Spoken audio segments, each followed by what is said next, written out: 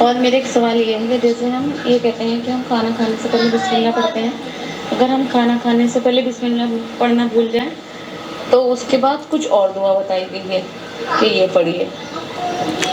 نحمدہ ونصلی علی رسولہ الکریم، اما بعد۔ آپ دیکھ رہے ہیں نو ٹی وی جدہ اور میں ہوں آپ کا دوست، آپ کا ہوسٹ محمد عاقل۔ کھانے کے کچھ آداب ہیں اور اسلام نے اس کھانے پینے کے آداب کو بھی تفصیل سے ہمیں بتایا ہے۔ صبا دہلی سے یہ جاننا چاہ رہی ہیں کہ اگر آپ بسم اللہ بھول جائیں کھاتے وقت تو کون سی دعا پڑھی جائے گی؟ میں پہلے تو صبا کے سوال کا جواب دوں گا اور پھر اختصار سے چند چیزیں کھانے کے آداب کے بارے میں بھی آپ کی خدمت میں پیش کروں گا۔ اللہ کے رسول صلی اللہ علیہ وسلم نے اگر بسم اللہ آپ کھانا کھاتے وقت بھول جائیں تو ابو داؤد اور ترمذی کے اندر یہ روایت موجود ہے۔ اللہ کے رسول صلی اللہ علیہ وسلم نے فرمایا ہے پھر آپ کو یہ کہنا چاہیے بسم اللہ اولہ و آخرہ، میں ابتدا اور آخر میں اللہ کے نام سے اسے شروع کرتا ہوں اور ختم کرتا ہوں۔ تو یہ وہ کلمات ہیں جو کہ ہمیں یاد کر لینے چاہیے، بسم اللہ اولہ و آخرہ۔ اب میں آپ کو چند وہ آداب پیش کرنے کی سعادت حاصل کر رہا ہوں جو کھانے کے حوالے سے ہیں۔ نمبر 1، کھانے سے قبل دونوں ہاتھوں کو دھونا اس لیے چاہیے تاکہ دونوں ہاتھ کھانے کے دوران صاف ستھرے رہیں، کہیں سے پہلے سے کوئی اگر گندگی لگی ہو تو وہ صاف ہو جائے۔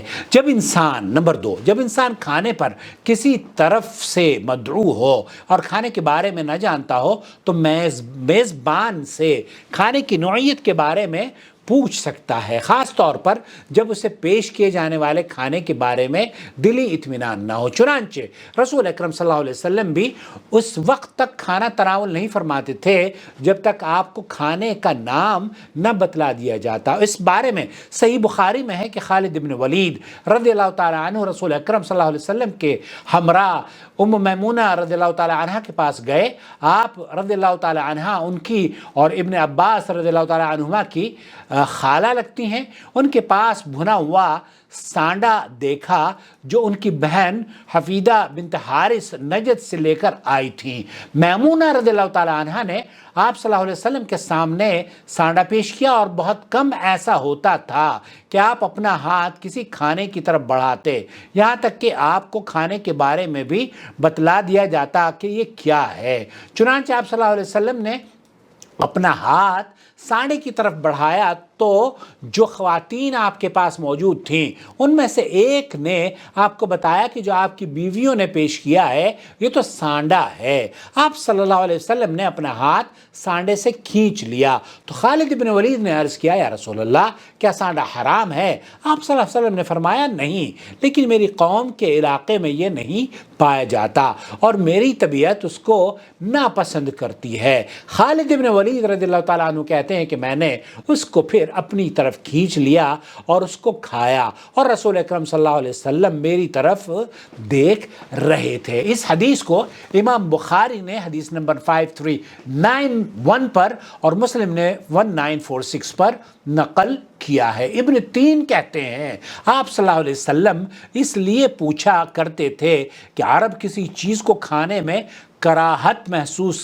نہیں کرتے تھے کیونکہ ان کے پاس کھانے پینے کی قلت رہا کرتی تھی، جبکہ آپ علیہ السلام کچھ چیزوں سے کراہت محسوس کرتے تھے، اس لیے آپ پوچھ لیا کرتے تھے۔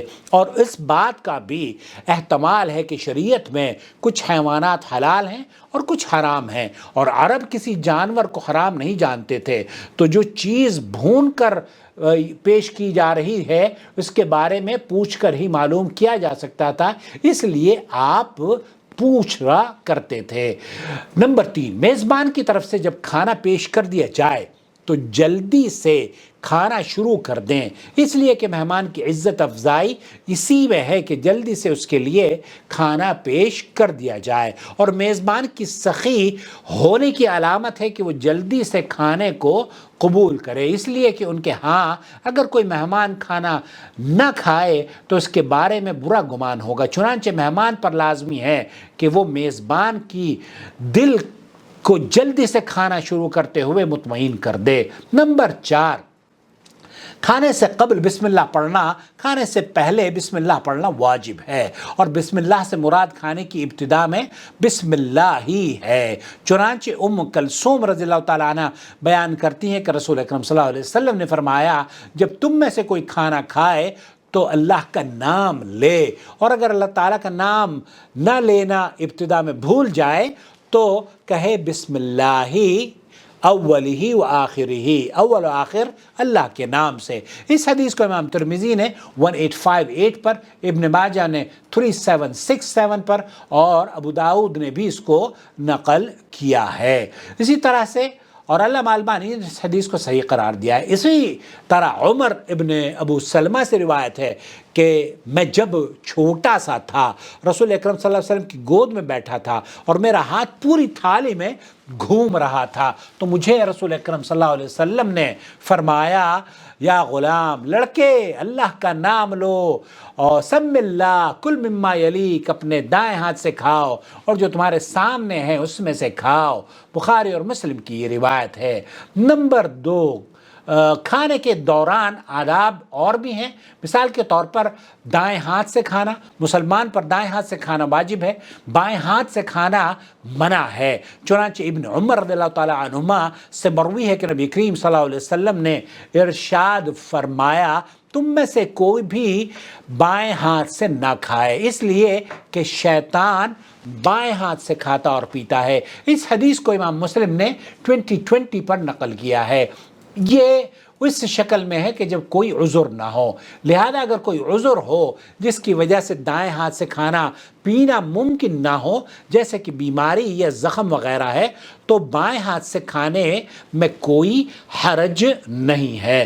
نیز اس حدیث میں اس بات کی طرف بھی اشارہ ملتا ہے کہ انسان ان تمام کاموں سے پرہیز کرے جو شیطانی کاموں سے مشابہت رکھتے ہوں۔ نمبر 2، اپنے سامنے موجود کھانے میں سے کھانا چاہیے۔ انسان کے لیے مسنون ہے کہ اپنے سامنے موجود کھانے میں سے کھانا کھائے اور دوسرے کے سامنے ہاتھ بڑھا کر اور بوٹی اس کی اچک لی، اس کی بریانی کی پلیٹ چھین لی، اس طرح کا ماحول نہ کرے، اور نہ ہی کھانے کے درمیان میں سے، اس لیے کہ رسول اکرم صلی اللہ علیہ وسلم نے عمر ابن ابو سلمہ سے فرمایا تھا کہ غلام اللہ کا نام لو، اپنے دائیں ہاتھ سے کھاؤ اور جو تمہارے سامنے ہے اس میں سے کھاؤ۔ ویسے بھی کھانے کے دوران اپنے ساتھ بیٹھے ہوئے افراد کے سامنے سے کھانا بری عادت ہے اور مروت کے خلاف ہے، اور اگر سالن وغیرہ ہو تو ساتھ بیٹھنے والا زیادہ کوفت محسوس کرے گا۔ اس کی دلیل ابن عباس رضی اللہ تعالیٰ عنہ سے مروی ہے، رسول اکرم صلی اللہ علیہ وسلم نے فرمایا برکت کھانے کے درمیان میں نازل ہوتی ہے، اس لیے کھانے کے کنارے سے کھاؤ، درمیان سے مت کھاؤ۔ اسے ترمذی نے حدیث نمبر 1805 پر، ابن ماجہ نے روایت کیا ہے، اور علامہ البانی نے اسے صحیح الجامع میں صحیح قرار دیا ہے۔ لیکن اگر کھانے کی اشیاء کھجوریں اور دیگر اسی قسم کی دوسری اشیاء ہوں تو علماء کے نزدیک تھالی وغیرہ سے ہاتھ کے ذریعے مختلف کھانے کی اشیاء لی جا سکتی ہیں۔ کھانے سے پہلے اور بعد میں ہاتھ دھونا مستحب ہے، چاہے انسان باوضو ہی کیوں نہ ہو۔ کھانے کے بعد کلی کرنا، کھانے سے فراغت حاصل کرنے کے بعد کلی کرنا مستحب ہے، جیسے کہ بشیر ابن یسار سوید بن نعمان سے بیان کرتے ہیں کہ وہ صحبہ نامی جگہ پر نبی کریم صلی اللہ علیہ وسلم کے ساتھ تھے جو خیبر سے کچھ فاصلے پر ہے، تو نماز کا وقت ہو گیا، آپ صلی اللہ علیہ وسلم نے کھانے کے لیے کچھ طلب کیا لیکن سوائے ستو کے کچھ نہ ملا، تو آپ علیہ السلام نے وہی کھا لیا۔ پھر آپ نے پانی منگوایا اور کلی کی، اور پھر دوبارہ وضو کیے بغیر نماز پڑھی اور ہم نے بھی نماز ادا کری۔ اس حدیث کو امام بخاری نے نقل کیا ہے حدیث نمبر 5390 پر۔ نمبر 5، میزبان کے لیے دعا۔ میزبان کے لیے دعا کرنی چاہیے جب آپ اس کے یہاں کھانا کھا لیں۔ اور اللہ کے رسول صلی اللہ علیہ وسلم سعد ابن عبادہ کی طرف آئے تو انہوں نے آپ کے لیے روٹی اور زیتون کا تیل پیش کیا، آپ نے وہ تناول فرمایا اور پھر دعا دی، افطر عندکم صائمون واکل طعامکم ابرار وصلت علیکم الملائکہ، تمہارے پاس روزے دار افطاری کرتے رہیں اور تمہارا کھانا نیک لوگ کھاتے رہیں اور فرشتے تمہارے لیے رحمت کی دعائیں کریں۔ ابو داؤد نے اس حدیث کو نقل کیا ہے، علامہ البانی نے اسے صحیح قرار دیا ہے۔ تو یہ بات بھی یاد رکھ لیجئے کہ کھانا کھانے کے بعد آپ مہمان جس کے گھر میں ہوں اسے دعا ضرور دیں، یہ دعا یاد کر لیں۔ ہمارے ہاں اس دعا کو اکثر لوگ نہیں پڑھتے ہیں، یہ بھی سنت ہے جسے ہمیں دوبارہ سے شاید عام کرنا چاہیے۔ نمبر 6، 3 انگلیوں سے کھانا۔ سنت یہ ہے کہ 3 انگلیوں سے کھانا کھایا جائے۔ قاضی عیاض کہتے ہیں کہ 3 سے زیادہ انگلیاں کھانے کے لیے استعمال کرنا بری عادت ہے، اور ویسے بھی لقمہ پکڑنے کے لیے 3 اطراف سے پکڑنا کافی ہے، اور اگر کھانے کی نوعیت ایسی ہو کہ 3 سے زیادہ انگلیاں استعمال کرنی پڑیں تو چوتھی اور 5ویں انگلی بھی استعمال کی جا سکتی ہے، جیسے کہ آپ بہت ساری غذائیں ہیں چاول وغیرہ، تو وہ اس میں بڑی آپ 5 بھی انگلیاں استعمال کر کے کھا سکتے ہیں۔ انگلیوں کا استعمال تو اسی وقت ہوگا جب ہاتھ سے کھائیں گے، اور اگر چمچے کا استعمال کریں تو کوئی حرج نہیں، چمچے کا بھی اور کانٹے کا بھی استعمال کیا جا سکتا ہے۔ گرے ہوئے لقمے کو بھی آدمی کو کھا لینا چاہیے۔ اگر کھانا کھاتے ہوئے لقمہ گر جائے تو لقمہ اٹھا کر اس پر لگی ہوئی مٹی وغیرہ صاف کر کے اسے کھا لے، اور شیطان کے لیے مت چھوڑے، کیونکہ یہ کسی کو نہیں پتا کہ برکت کھانے کے کس حصے میں ہے، اس لیے یہ ممکن ہے کہ اسی لقمے میں برکت ہو جو گر گیا تھا، چنانچہ اگر لقمے کو چھوڑ دیا ہو سکتا ہے اس سے کھانے کی برکت چلی جائے۔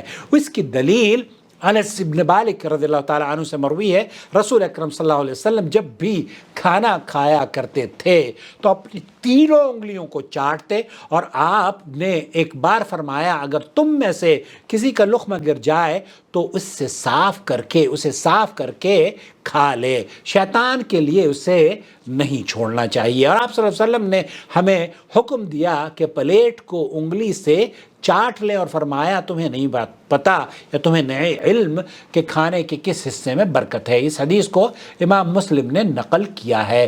کھانا کھاتے وقت ٹیک مت لگائیں، اس کی وجہ یہ ہے کہ اللہ کے رسول صلی اللہ علیہ وسلم نے فرمایا لا اکل متکئا، میں ٹیک لگا کر نہیں کھاتا۔ اس حدیث کو امام بخاری نے 5399 پر نقل کیا ہے۔ ٹیک لگانے کی کیفیت میں علماء کے درمیان بہرحال اختلاف ہے، لیکن اگر ضرورت اس بات کی ہے، کوئی کمزور ہے، بیمار ہے، تو وہ ہر حالت میں جیسے اس کو آسانی ہو وہ کھا سکتا ہے۔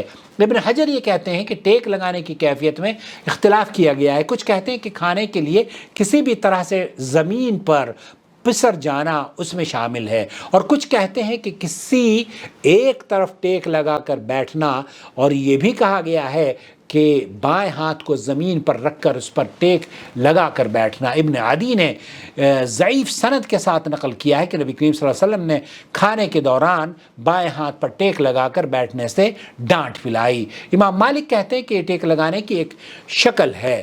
میں ابن حجر یہ کہتا ہوں کہ امام مالک کی اس بات میں اشارہ موجود ہے کہ جو بھی شکل ٹیک لگانے میں شامل ہوگی وہ مکروہ ہے، چنانچہ اس کے لیے کوئی خاص کیفیت نہیں ہے۔ نمبر 9، کھانا کھاتے ہوئے بلا ضرورت نہ تھوکے، یہ بھی کھانے کے آداب میں شامل ہے۔ سب مل کر کھانا کھائیں، کھانے کے دوران اچھی گفتگو بھی کریں، اور اس میں کوئی ممانعت نہیں ہے۔ بہت سے لوگ یہ سمجھتے ہیں کہ کھانا کھاتے ہوئے گفتگو ہی نہیں کی جائے گی، منع ہے، یہ بھی بات درست نہیں ہے۔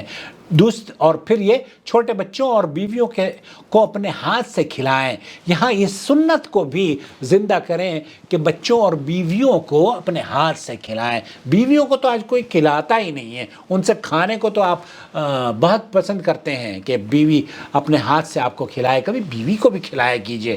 اپنے لیے کوئی کھانا خاص نہ کرے، ہاں اگر کوئی عذر ہو تو کیا جا سکتا ہے۔ مہمان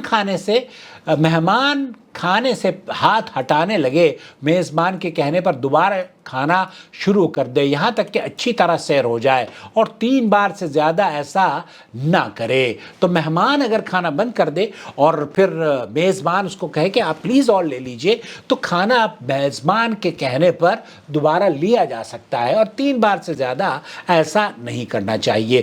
دانتوں میں جو کھانا پھنس جائے اس سے تنکے وغیرہ سے نکال دے اور پھر اسے تھوک دے، اسے نگلنا نہیں چاہیے۔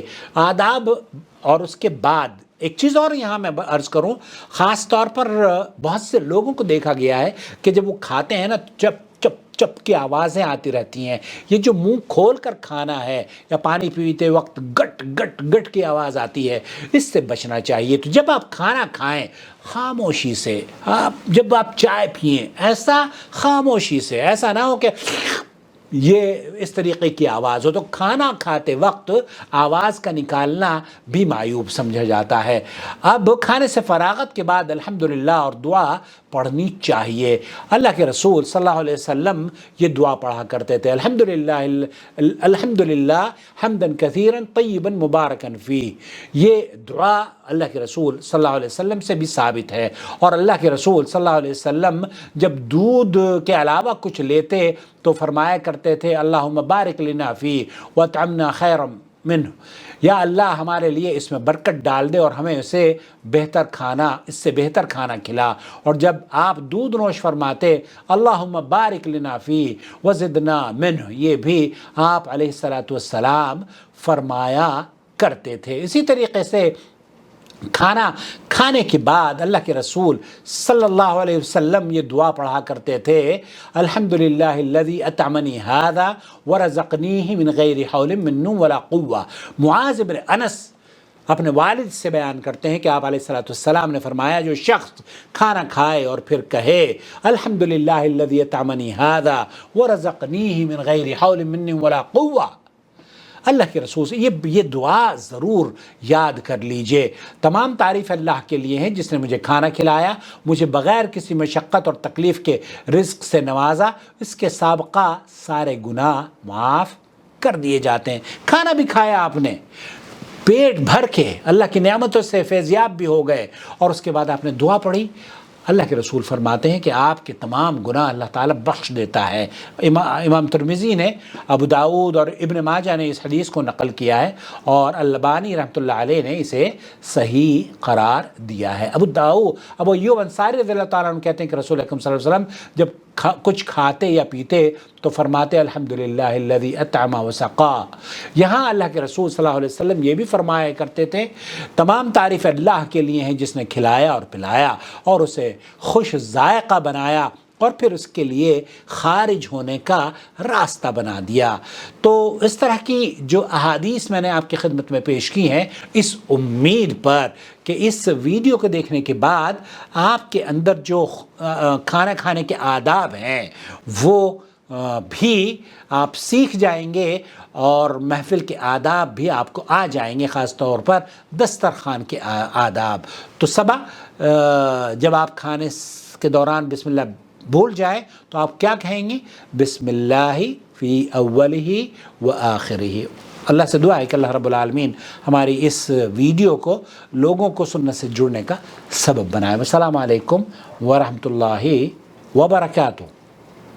وما أرسلنا من قبلك إلا رجالا نوحي إليهم فاسألوا أهل الذكر إن كنتم لا تعلمون بالبينات والزبر وأنزلنا إليك الذكر لتبين للناس ما نزل إليهم ولعلهم يتفكرون أفأمن الذين مكروا السيئات أن يخسف الله بهم الأرض أو يأتيهم العذاب من حيث لا يشعرون